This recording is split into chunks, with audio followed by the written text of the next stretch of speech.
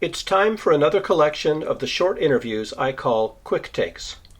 These are the false starts, the interrupted journeys, and the topics that peter out quickly. Today, we'll hear from Joe, who believes that no means no. From Pablo, who left me literally holding the bag. With Brian, who had something far more interesting on his mind. And with Sarah, whose claim may have been a little too personal for us to delve too deeply. My name is Nick, and this is Conversations on the Coast. A lot of street epistemology involves soliciting conversations from strangers. I've taken to using a man-on-the-street approach, in which I walk up to people in public and ask them if they'd like to do an interview. I get a lot of no thank yous, a handful of interested folks who want to know what I'm doing and why, and when I'm lucky, somebody who's curious enough to embark on a conversation. Joe was somebody who seemed like the latter, but he quickly discovered that this was not what he thought he was signing up for. Afternoon. You guys going to a game? Yeah. Padres against the Mariners? Yes. Awesome. I take it you guys are Padres fans. Do you come from San Diego? Yes. Awesome. Would either of you be interested in doing a short interview while we wait for the train and maybe even on the train? While we wait. Cool. So, my name is Nick. Hi, Nick. What's your name? Oh, Joe. What name can I call you? Joe. Joe. Good to meet you. So what I do is I talk to people about something they believe, and we don't really talk much about the belief, but we talk about... No, thank you. You thought you talked about Facebook. Okay. I met Pablo on my way to the Seattle Street Epistemology meetup last summer. He was fixing his bike on the subway platform at the International District Station when I was getting back on the train after interviewing Otis from episode 7. I helped Pablo and his lady friend carry their belongings onto the train as we discussed Pablo's thoughts about how we know what is true about wars overseas.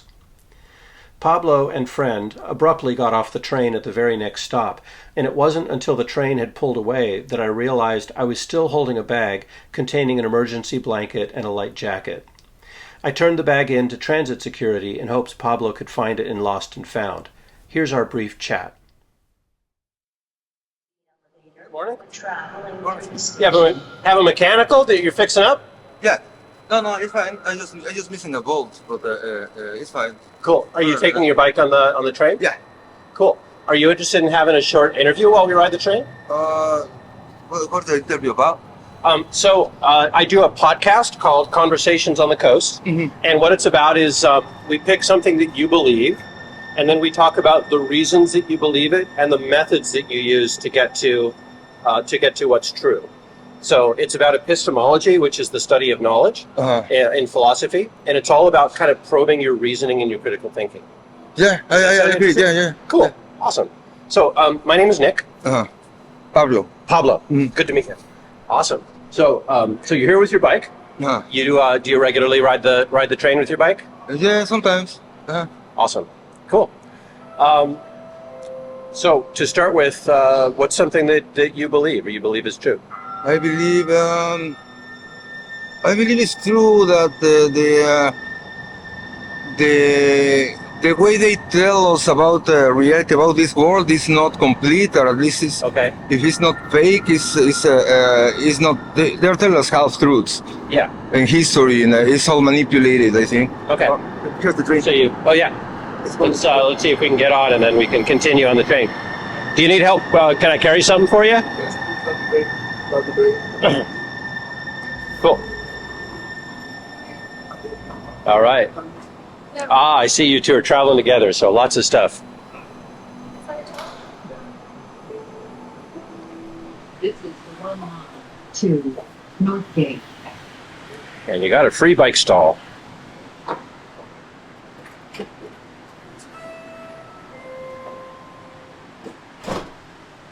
All right. Cool. All right. So just to phrase that back to you, so we hear a lot about like wars, like the war in Ukraine, for example, and the war in Gaza. And so you believe that we're not really hearing the the truth full story. about those. Yeah, I do believe that. Okay. I do believe that Cool. they hide that. So why do you believe that? What would you say is the main reason that you believe that? Because we always see the one-sided story. We never see any other opinion that is contrary to what they show us. Okay. And they'll seem to have like the exact same, even the wording, as if it's just there's never a different view. It's never shown to us. Okay. So that's a big part of it. Yeah. And so you've looked for alternative stuff and not found it. Is that what you're saying? Mm-hmm. Okay. Cool. So Now, enter Pioneer Square. why do you believe that? To my right. Let's see. Where do I want to go with this?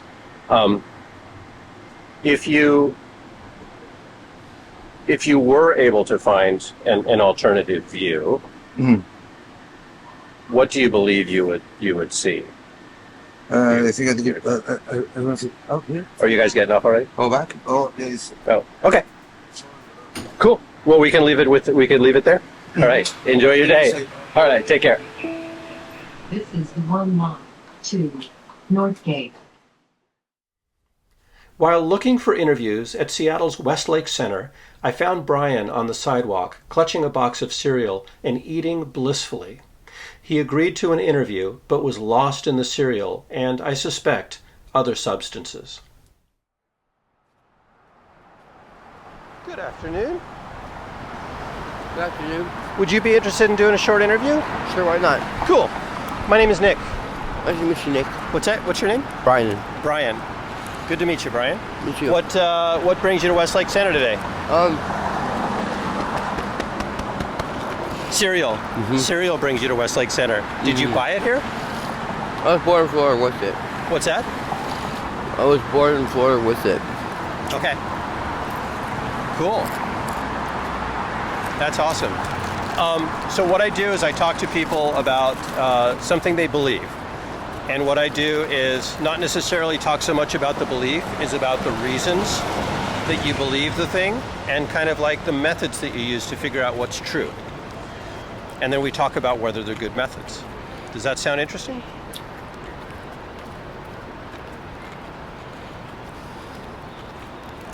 You seem like you're mostly enjoying your cereal. Oh yeah, hello. What about you, sir? What's that? What kind of cereal do you like? What kind of cereal do I like? Yeah. I am a big fan of Grape Nuts Flakes. Those are really good. Yeah, they are really good. Yeah, it's What? a very subtle flavor. It's not quite as, like you got the pumpkin spice frosted flakes. You're rocking those. That looks like a big hit of sugar. Yo, we spray paint. We put preservatives in our We put preservatives in our UFOs, right? Okay. And it comes positive for the ship we drive around in. Yeah? Cool. All right. All right, well, you have a good day. I met Sarah on the light rail platform while on my way home from work. Her belief about the need for humor spoke to me, but the conversation remained fairly shallow, and it didn't last very long. Good afternoon. Any interest in doing a short interview while we're waiting for the train and on the train today?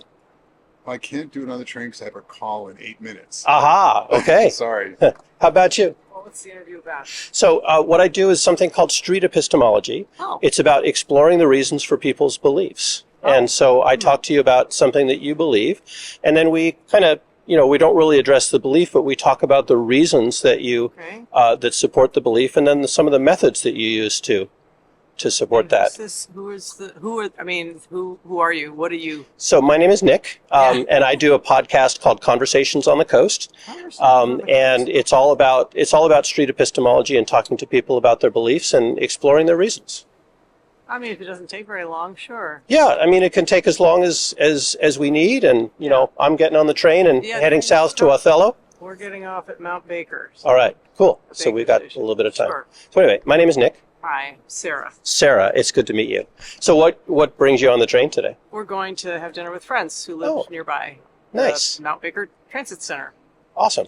Yeah. That sounds cool. Yeah, I commute to work 3 days a week. And so while I'm on the train, since this is an interest of mine, rather than sitting in a park with a sign that says, "What do you believe and why?" I kind of take it to the streets and do this kind of more man on the street style of interview. So A lot of light rail it's been fun. riders, right? Yeah. Yeah. Yep. Yeah. So Okay.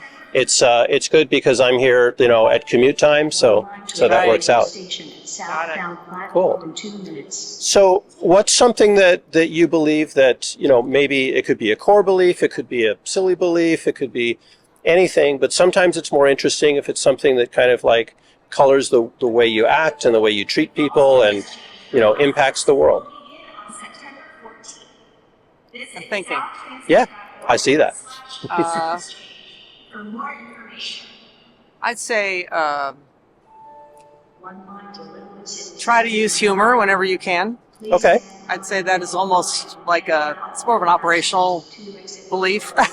I like that. I do that a lot myself, and sometimes it even gets me into trouble. But I'm kind of known for being funny at odd times. We're just trying to lighten situations when there's tension building or people are uncomfortable or you're trying to bring people together. I like kind that. of do that a lot. Cool. Why is that important to you? I think because I've always been one of those kind of people that tries a little too hard to take care of everybody in a group. So if I see discomfort or not being included or something, I mean, it's not a belief as much as something that's just infused the way I've acted much of my life. Why is it important to make people feel good or to take care of them? Yeah, that's a really good question. I mean, I don't know that it's intrinsically important. It's just important to people like me who are always trying to fix other people's problems. I mean, because I guess, I guess it's important if you feel like it helps people feel more collaborative or more together and not necessarily, or somebody who might feel a little bit excluded from a group or uncomfortable or unhappy about something. It just sort of I think it can help bring people together. It doesn't always, but and it's probably for my own, managing my own discomfort in those situations as well. Nice. Yeah. Why is it important to you to manage your discomfort? Human being. You grow up in a family where we had different, everybody's family's got stuff, and there were sort of tensions and things I observed, and being in the middle child, and I kind of always wanted to be the kind of mediator. Yeah. And that was one I remember very distinctly when I was in like 3rd or 4th grade, consciously saying, as I was setting the table for dinner, I'm going to be the funny one in the family. Yeah. Because it felt like it was a role that needed to be filled. Nobody else was filling it. Nice. Yeah. Do you feel like this is something that other people should also do? So, like, is this just something for your own comfort, or, at the other end of the extreme, you could think it's a moral duty for people? No, I don't. I mean, using humor that way, not necessarily. I think it's all about everybody adapting. I mean, people find their own ways of adapting to different social settings, whether it's in their family or that work for them. And, we do I feel like we do kind of figure these things out as small children. We're all trying to survive, right? That's true. So it's, and for whatever reason, I was always the person in my family that made everybody laugh, which kind of sometimes helped when there was stuff that maybe wasn't quite so easy to laugh at. Yeah. Yeah, or laugh about. Nice. Yeah. Cool. So I'm thinking about this, and a lot of the time when I talk to people about their beliefs, it boils down to kind of like a truth claim, like here's something that's true. Oh, okay. And I think what you're telling me is like, I love what you're telling me. I think this is a great conversation.